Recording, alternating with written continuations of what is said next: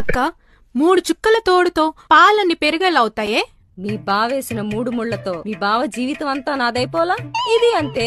సర్లే, ఈ రోజు మంచి రోజు. సర్లేండి, ఈ రోజు చాలా మంచి రోజే. సర్లే అన్నా కదా, ఎందుకని సార్లు చెప్తారు? నువ్వే కదా మొన్న గొడవ అయినప్పుడు మంచి రోజు చూసుకుని పుట్టింటికి వెళ్తానన్నా.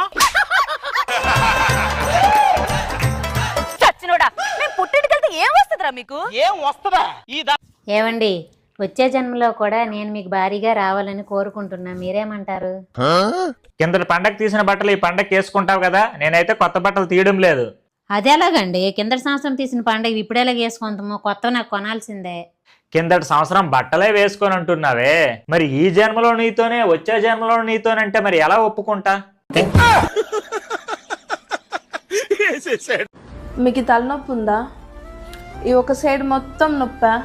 మైగ్రేన్ వల్ల, ఫోర్ హెడ్ నొప్పినా, స్ట్రెస్ వల్ల, బ్యాక్ సైడ్ నొప్పినా, హైపర్ టెన్షన్ వల్ల, ఈడ ఈడ ఈడ మొత్తం నొప్పి ఉందంటే మీకు పెళ్ళి అయిందని అర్థం.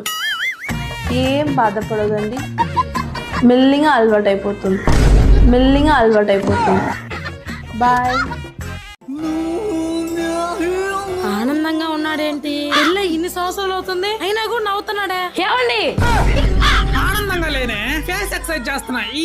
అదే కదా, ఆనందంగా ఉంటే తట్టుకోలేరు.